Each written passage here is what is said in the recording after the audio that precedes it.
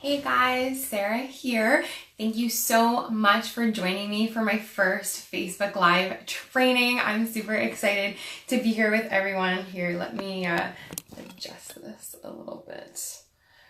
All right, so hey, thanks everyone for coming. So today, let's do a little bit of housekeeping. So our topic today is going to be the 5 important things that you guys need to know in order to raise consistent joint venture capital. I know this is one of those things that everyone struggles with a little bit, right? We might have a few money partners here and there, or maybe you've started your portfolio and now you've hit a financing wall, or you just want to scale a bit faster and you're not really sure what next steps to take. So it can be really overwhelming. A lot of people think that they're not enough of an expert, that they really just don't have the skills necessary to raise capital. So I'll give you guys, a little bit of a heads up and tell you a bit about my story. So when I first got started, I had never done a deal. 2 years ago, I didn't even know what cash flow was. It was crazy. And I really pushed myself to learn. And even though I had no experience, I had never even bought a house before, I was still able to attract money partners. So I'm gonna go through some of the steps to show you guys exactly how I did that. And that you don't have to worry. You don't have to be so much of an expert. You don't need to have 20, 25 years of experience to be doing this, right? You do need to know your stuff, but don't panic if you don't, feel like you have all of the expertise. Remember, part of what we do as JVs, at least the expert, is having a power team. I don't know everything there is to know about accounting or taxes or legal stuff. It's why I have an amazing, amazing power team. So, all right, guys, let's get started on some of this content. So yeah, basically, if you want to get started, you have to have knowledge. You have to have expertise in something. So, and before I get started, I want to let you guys know too, so I'm going to be doing this Facebook Live event every Wednesday at 8 p.m. So I'm going to cover all different topics. I'm totally open to suggestions, whatever you guys want to talk about, whether it's JVs, scaling a portfolio, about money, different types of investing, whatever it is, let me know. So I'll be doing this every Wednesday. So if you want to make sure that you don't miss any of the replays and things like that, I have a link below. So please sign up for the newsletter. There's also going to be some amazing content that I'm sending out on a weekly basis. There's going to be other VIP members only live webinars, a little more advanced masterclass style, full hour tutorials on different topics, different resources like free spreadsheets and workbooks and things like that. So sign up, guys, and please check out my YouTube channel. Tons and tons of stuff. If you've been watching my YouTube channel, some of this might be a little bit of a recap, but I want to put all of this knowledge out there to the world. So the first thing that you guys need to know when you are raising joint venture capital is you have to be offering something. You need to be an expert in something. So if you want to raise capital, either you've never done a deal or you've been, doing a couple deals, you need to choose a niche and you need to get good at something. Now, I'll tell you guys, I'm a little bit of a jack of all trades, but what I am good at is finding properties. Now, my background is mostly in multifamily, but I've also done some flips. I've done student rentals. I've done a little bit of everything. And the way that I tend to attract my JVs is by just really selling the idea that I am an expert in finding properties. And it doesn't necessarily matter what they're looking for at that particular time. If someone's willing to give me capital and it's not completely out of my realm, I do the job of the expert and I go out and I find those properties. Now, this is a little bit reverse. This goes a little bit against what I'm saying, but I'm still an expert in something. I find good off-market properties. I know how to analyze different deals. I'm really creative, and a lot of my money partners like that. I get a lot of like actual cash, like capital. And these people trust me because they know that I have the skills to allocate their capital in a useful way. So you guys just have to figure out what your niche is and what makes sense. Have you done maybe a couple of student rentals? Own that, stick with it. Even if someday you want to scale up to owning a bunch of apartment buildings or commercial or something like that, you need to start somewhere. So, start to talk to some circles, identify yourself in this space as an expert in student rentals, and you're really going to find those niches of joint venture partners. So I'm just encouraging you guys to think about this like marketers. Niches are so crucial because you need to be talking to one person, otherwise you're talking to no one. Have you guys ever heard that saying before? It's really important to remember, and it's something that really applies to getting joint venture partners as well. If you have a niche, you have a much better chance of finding someone that really resonates with you on a deep level. Someone writing checks with you or to you, to buy properties or owning something as massive as a real estate project is really intense. That's a big commitment. And that's where we're going to go into step number 2. This is a good segue. If you are really niched and you've really picked out your, strategy, then you might not appeal to everyone, and that can get a little frustrating and a little intimidating, but you're going to find the people that when you do find them are going to close the deal with you because they get your strategy, they know what you're about. And sometimes you have to do a little bit of educating, and that's fine too. I do that quite often. Sometimes I get people coming to me that say, Sarah, I have all this money, or, I'm thinking about doing X, Y, and Z in real estate, but I really don't know what makes sense to me. And that's where I can sit down and walk them through some options of what their capital or their mortgage and investment would best be utilized towards. So it's all about establishing yourself as an expert. If today you are not an expert, you've never done a deal, it's okay. I highly recommend that if you like a particular strategy, there's something that really interests you, go get a mentor, go work for free, go to seminars, go to networking events, and read as many books as you can. That is the only way to become an expert. You might think, oh my gosh, Sarah got all these deals and she had never even owned a property. But the point is that I spent over a year and a half going to multiple seminars a month. I read a ton of books. I had mentors and I had coaches. So just keep in mind, guys, that I actually really educated myself. I went out in the field. I went to open houses. I walked through a ton of rentals. And I work for a property management company. So I was not coming to my partners with no experience and no education.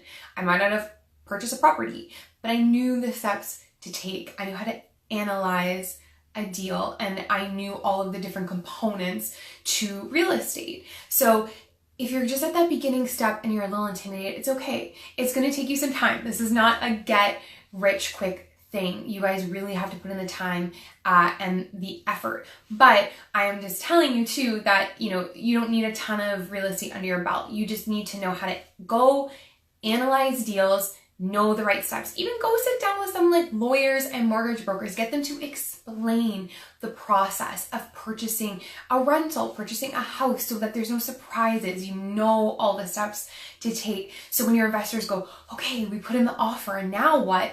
You know the due diligence and all the other pieces that go along with it. So that is step number 1, guys. Make sure you create a niche, make sure you become an expert, and really give that value. So this is a segue into number 2, which is branding yourself. The number 1 thing that you guys need to know is that your investors are not buying deals. They're not super excited necessarily about numbers on a page. What they really, really want is to trust you. And it makes sense if you think about it. If people are giving you hundreds of thousands of dollars or putting their life on the line, putting their neck out, getting signed on title and a mortgage to do a partnership with you, they need to trust you implicitly like family. And that's where you really have to know your niche. That's why it's important to, all of these things are interconnected. Without one of these 5 pillars, your deals will fall apart and you will never get consistent joint venture capital, okay? So when it comes to branding yourself, it's really important to focus on 3 things, and that's integrity, communication, and consistency. So if you have those 3 components, you can really build constant trust and almost immediate trust with someone when you meet them. So when I first meet a joint venture partner, it often doesn't take me very long to convince them to work with me. And that's because I have an excellent elevator pitch, and we can definitely go over that at some other point, and I'll explain my formula of how I explain what I do and how I really resonate and connect with potential partners. But usually it comes across through my expertise. I tell them about my niche. I elaborate a little bit on what I do and why I can bring benefit to them. You have to always bring it back to what's in it for them. They don't care about you, really. They don't care, about the benefit to you. They need to know how you can help them. And that's your expertise and your knowledge. And then you can segue into building that trust and that rapport. And that's where you really have to, build that brand. Who are you? Are you a really savvy, number smart commercial investor? Are you, a single family home buyer that really, really cares about your tenants and you do really personalized tenant screening approaches? Do you do rent to owns and, you have a really awesome, streamlined process and you're really energetic and love what you do? Whatever your brand is, it's okay. It just should really shine your natural personality, because if you're trying to be someone that you're not, you're trying to pull the wool over someone's eyes, they're going to see it. So you guys really need to focus on branding yourself and building that trust, because if you can communicate effectively, show that you have integrity and that you're willing to take action and you're consistent on your word, you guys are going to get JV deals. I promise. It takes a lot of practice. You're going to have to talk and learn how to script. And again, this is probably, topics for more of a master class than I can get into, but over time, you'll get better and better at conveying this trust. Another easy way that you can do that with some of your potential partners is to ask questions. Make sure that you're not just explaining to them. You need to be asking questions about them. That's how you're going to know the right things to say. Because if you don't know their situation, they might say, oh, I have, a couple $100,000 and yada, yada, yada. But you don't know at that point their risk aversion. You don't know what their long-term goals are. You don't know what makes them tick, what makes them excited. Maybe they want to go buy a home in Bali and live there for, the next 20 years with their family. Maybe they want to pay for their kids' education. Maybe they just want to quit their 9-to-5 or quit their spouse's 9-to-5. But you would need to figure these things out so that you can establish this relationship. And again, that goes along with branding and the consistency and all that kind of stuff. So I'm just trying to highlight to you guys that this is all about relationship building, and each of these steps builds on one another. So if you get really good at one, it'll get easier and easier as time goes on. So step number 1, as you guys know, is make sure you find this niche, get knowledge. You have to provide value in order for someone to want to joint venture partner with you, right? You need to inspire them a little and develop this level of expertise. And once you have that, you can segue into step number 2, which is branding yourself and really establishing this trust, connection, and relationship. And this brand is something you can continue to use, and you'll see why when we get later on to step number 5. So now we're in step 3, and it's the logical next step, the third pillar, is creating systems. If you guys want to do this consistently, if you're really, really serious about building a large real estate portfolio, then you need to get serious about treating yourself like a business. That means business cards. That might mean a website. That means creating a streamlined program and system to not just acquiring JVs, but what happens afterwards. So this is the step that probably takes like a really good amount of time. It takes a bit of experience, but I highly recommend that you have systems in place before you get JVs. Otherwise, you're going to be fighting and fighting and fighting to get really good joint venture partners. And then you're going to come to a point where you actually put in a deal and then like an offer on a deal and you know, oh my God, I don't even know what to do next. I don't even have joint venture agreements in place. I don't know what I'm doing. You never want to find yourself in that situation. Because let's scroll back for a second. We want consistency, integrity, and communication. If you fall down on those 3 legs, you are going to lose yourself some good joint venture partners and you're going to really damage your reputation. So you need to know that like you have the confidence and the things in place to pull the trigger once you actually get that JV partner. Otherwise, they're not going to trust you. They're going to fall down, and say, well, they're not consistent, they're not really being transparent in what they said they were going to do for me. And that's the last thing you want to do. You really want to make sure that you're following through on all of these things. So when it comes to systems, there's a lot of different things. And again, I definitely wanted to do a masterclass webinar on all of the ways you can attract JV partners, but we'll talk a little bit more about the actual tried and true like legal systems and things like that.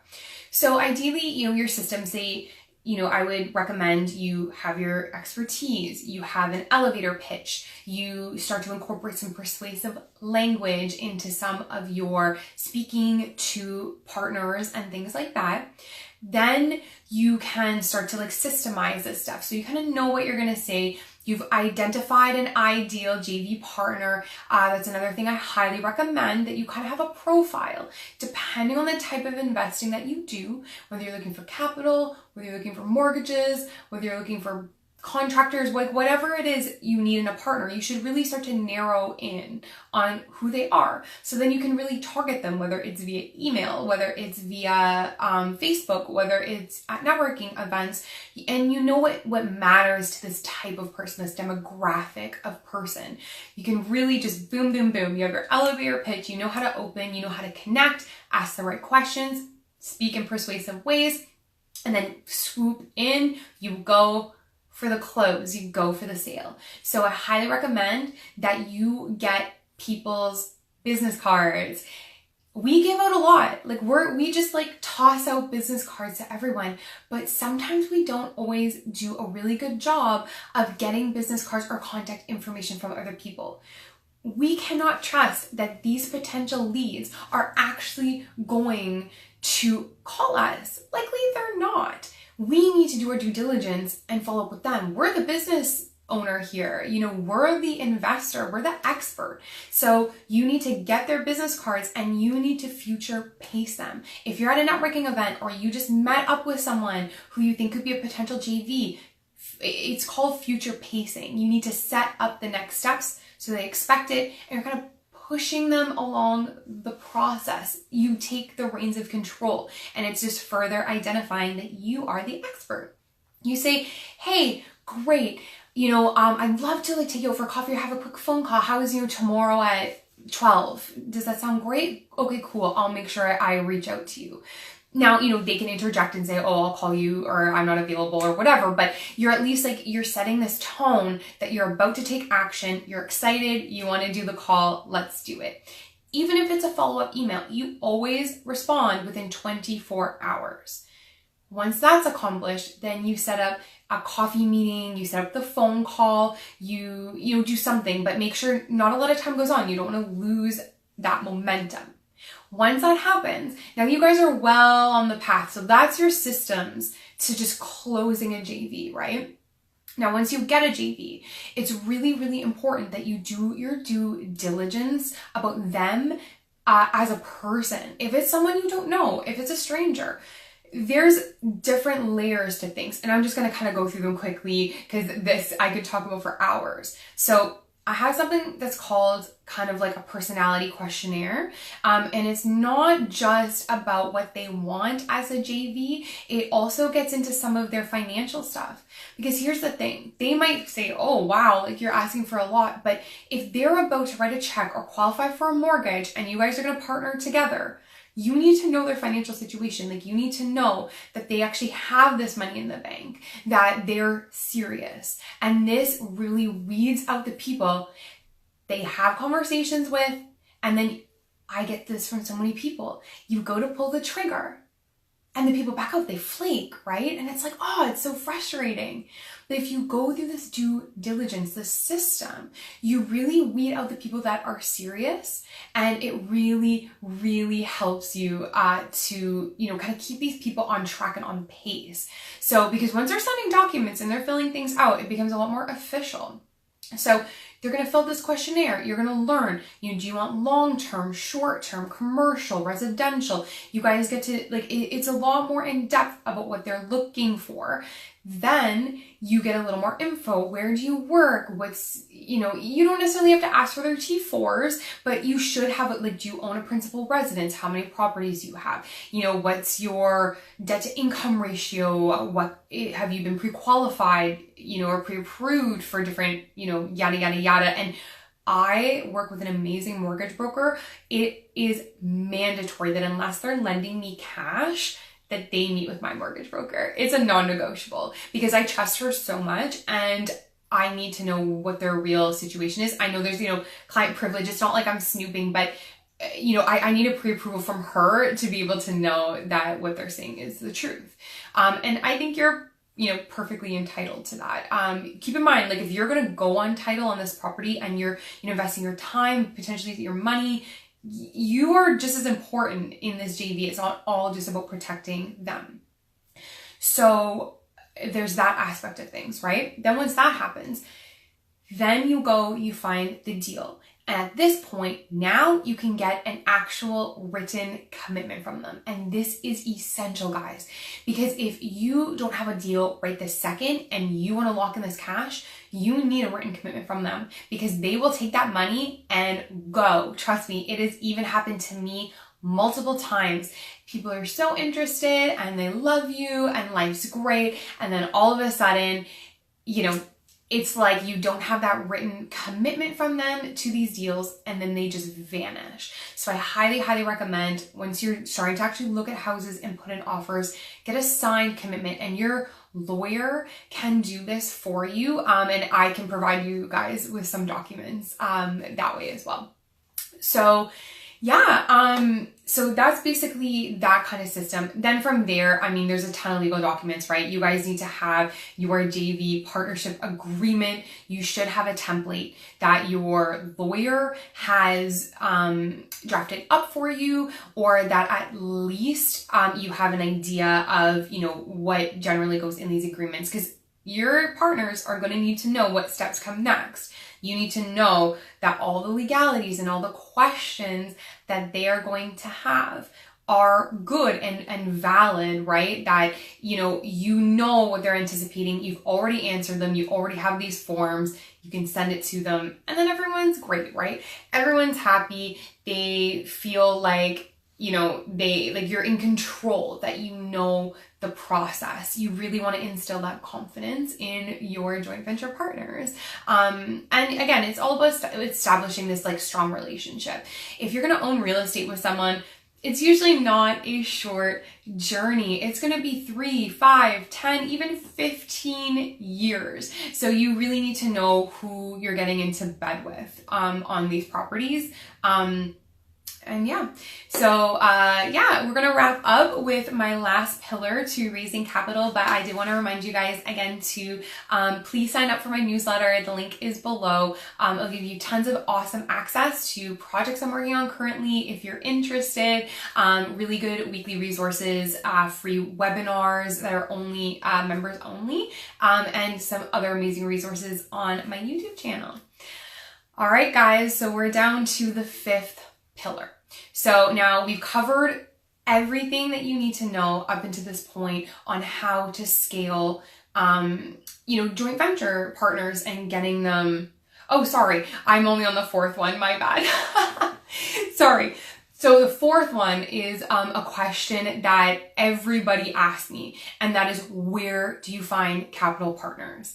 So you have to utilize your circles of influence. So this is where things get a little tedious and people do not like this part because it's a lot of work. It is super, super hard finding consistent capital, okay? But you gotta put the time in. If you want to do this and you want to, really scale this and know where your next partners are coming from, you need to follow these steps. So basically, circles of influence, there's like 3 levels of them. So the first level is family. The second is warm kind of friends of friends, referrals, colleagues, things like that. And then your third sphere of influence are complete strangers that you've never come into contact before. Now, you can get successful leads from every single one of these spheres, and it's important that you're actively working in all spheres. I suggest, if you've never done it before, that you obviously start with the sphere that you know. If you haven't really developed that brand, that expertise, and you need to kind of get your feet wet, sometimes, as intimidating as it is to talk to your friends and family about investing in real estate, at worst, even if they give you some no's, the best case is that you get to practice. You can practice your elevator pitches. You can practice getting over some of your nerves of bringing up real estate in different conversations. And it's just a really good way to kind of like splashing and get your feet wet. Now, the other thing is, you never know, even if your family doesn't believe in real estate investing, even if you get a lot of no's, they're like, I don't really get it, or you don't have a lot of success at that point and they don't have a lot of faith in the process. They love you, right? Like, your friends and family want to see you succeed. So this is where you can really leverage your friends and family to kind of help you pull out into the second sphere. And that's kind of more of like your warm, friends of friends, colleagues of family kind of realm. Now, whether you put together postcards, videos, business cards, whatever the case is, ask your friends and family to pass them your information. For the most part, your family, like, they're not going to say no. They love you, right? And like, what's the harm in handing out a business card to their doctor or at their lawyer's office, or, their colleagues at work that maybe are retiring soon and they want to look into downsizing or investing? You never know. So I actively do that. I'm not afraid. And that's something a lot of people are like really, really uncomfortable talking to friends and family about it. And I get it. I do. Some people just really aren't supportive of your journey. But again, you guys never know until you try, right? So, and always keep in mind too that it's like how you bring up real estate. And I think this is a good point to keep in mind, even with how you talk to JV partners at networking events, for example, like just cold strangers. Now, I have seen people at networking events just go up to someone and say, hey, where do you invest? I'm a JV investor. We should do a deal together, and just completely intimidate that potential investor. And that's not how you build relationships. That's not how you talk about real estate.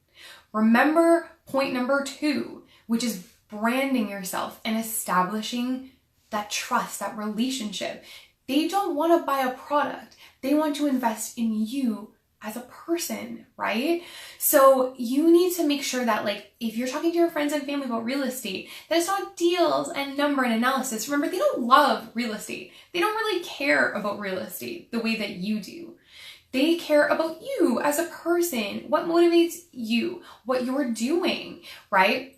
So you really want to, if you're at like a family function or an event and, you're talking to friends and family about real estate, don't just bring it up obnoxiously and start talking about, market data in, Toronto and house sales and things like that. Chat about why you love real estate and how it inspires you and that you love helping other people. Ideally, that should be your answer anyway, if someone asks you why you're doing real estate. Of course, like we're doing it to make money and our careers and things like that, but there's always deeper reasons to why we chose real estate. So, I think it's always good to like lead with your personality, lead with your heart. So definitely, like I said, guys, reach out to your friends and family, practice on them, learn how to bring up real estate organically in conversations so that you're not super awkward and salesy and like pushing people away. Speak from the heart and work on your connections and your relationships with people. Then you can start to ask them, hey guys, I have these letters and my business card that I've done up. How would you feel about, passing these out to some of your friends at, your poker games, or if, you want to pass these out to some of your neighbors. I guarantee you they will definitely say yes. And it's a really good way to kind of segue. Even if people will give you email lists and things like that. I'm really active on email, on social media, as you guys know. And that's where we're going to flip into pillar number 5. So it's a good segue. But definitely, like I said, really work those circles of influence. It is going to mean you need to go to some networking events. You need to put yourself out there. The more your face is out at events, talking to people about real estate, it's a numbers game. It's like any type of sales. It's all a numbers game. And in order to close enough deals, you need enough leads. In order to get enough leads, you need to be in enough situations that people know what you do and they want to connect with you and at least have a conversation. And remember, that's the first step. It doesn't always have to be, that you're always thinking about the sale, because the sale could come 3 years from now. Like you don't know that. You don't know how long it might take to convert a person because you don't know what they're going through in their life. So never burn bridges. Never just write someone off because they're not ready to invest right this second. It's all about relationship building. Take your time, work through your circles of influence, go to events and really just focus on connecting with people. And I guarantee you guys, you will get plenty of joint venture leads, okay? So the last one, it's not usually talked about a lot in real estate for some reason. Maybe it's because I'm a millennial, I don't know. But I'm going to talk about branding. Now, I know I already kind of talked about branding and, this whole idea of building trust and putting you first. But I'm talking about branding in terms of marketing, social media, websites, things like that. Now, we already talked about, needing to establish yourself as an expert. And that really means treating yourself like a business. You have systems in place, right? You have experts, you have a team. So you need to have business cards. You should probably have at least an inexpensive, simple, nice website. And you should 100% have social media. I know that this used to be a thing. People are like, you know what? If you're out doing deals, you don't need to be doing real estate. Who cares? Just focus on getting deals, getting leads. But we're in a different world now where there's a lot of real estate investors out there. There's a lot of different products for people to be utilizing their funds, RSPs, GICs, mutual funds. Any smart person knows that RSPs suck and so do GICs in terms of returns. And that is why we do what we do, right? We're offering like triple, double that. So sell it, be professional, be the expert, and get out on social media. The whole thing I've been talking about this entire time is showing people your value, showing your personality, showing your niche, showing your expertise, showing these systems that you have in place. what better way for people to see you as an expert than going on social media? Honestly, if you aren't out there and just putting your face on as many different things as you can, it gets really tough, you know, and you're trying to sell people on a very large purchase, on a very, very large investment. So I'm encouraging you guys. I know it's super intimidating. I know it's a lot of work, but I'm encouraging you, go out there, start a YouTube channel, you know, start a blog, post like I'm doing on Facebook Live, go to some of your rentals and show people what's going on with like your flip or something like that, right? I just think it's such a great platform. And just to be perfectly honest with you guys, since I've been doing my YouTube channel and I've been posting on Instagram and showing my journey and you know, being really open and honest about things, I convert almost like 50% of different investors that reach out to me now. So social media has been an incredibly powerful tool. People want to invest with me because they get to see me as a person, and I haven't even had a phone call with them yet. It's the warmest type of lead you can get. Meeting someone at a networking event, you can never predict what their story is, if they're gonna like you or anything like that.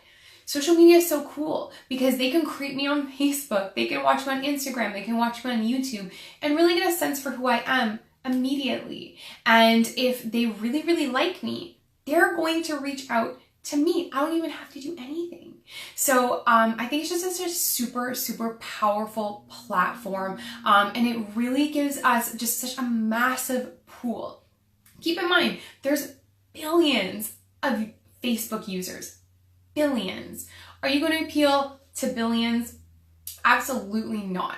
But it's just, again, inexpensive, pretty much free way to just get your message out in front of a bunch of people. Because you're not going to appeal to everyone, but at least this way, the people that really want to connect with you have a way to do so on multiple platforms on multiple levels. And like I said, it really makes you seem like an expert. You have a nice website, you have some blog posts on different, you know, things, maybe a couple of videos. You know, you look like you know what you're doing and you're passionate and you're knowledgeable about what you do. And that just goes a long way. A lot of getting started in joint venturing with people is just bringing this passion, right? Bringing this enthusiasm to the game. I know for me, it's how I win a lot of my people over. They just get really excited to work with me because I'm super creative and I love what I do, and it really bleeds into all my communication. So, you know, and that's okay. That doesn't have to be your brand. You guys just have to pick one, stick with it, and then implement it. You know, let that shine through on your Instagram, or let that shine through in articles you write, or a book, or, you know, anything like that. The sky's the limit, because it used to be that trying to get cold traffic from your, you know, tier 3 circle of influence was really, really tough. And now it's like fantastic that you can just put your face out on the internet and get people reaching out to you just because they think it's cool that you're doing what you do. So guys, that is the end of the presentation. I could honestly go on and on about how to raise capital, how I work my systems, but that's why I'm going to be doing these videos every Wednesday at 8 p.m. So make sure you guys tune in. Again, please sign up for the newsletter below so you get reminders, and I'll tell you about the different topics that are coming up. The newsletter is going to be such a good resource. It's going to give you access to free webinars, just different resources, including projects that I'm currently working on at the moment. And I've also attached my YouTube channel below. If you guys are looking for other resources about raising capital, I've done a ton of videos. Go check those out. Some are really, really in-depth and go a little more deep about some of the topics we covered tonight. So just to recap, guys, if you're going to follow this 5-step process, you need to find yourself a niche, become an expert in one thing, and really hone in on that one type of capital partner. 2, you need to brand yourself, shine through, show your personality, and really connect with your JVs on a deep personal level because they're really investing in you, not in the deal. The 3rd is creating systems, right from finding JVs and closing them into all the systems and the paperwork that need to be completed by the time you put in an offer. It's really, really important from a legal standpoint and to instill trust in your joint venture partners.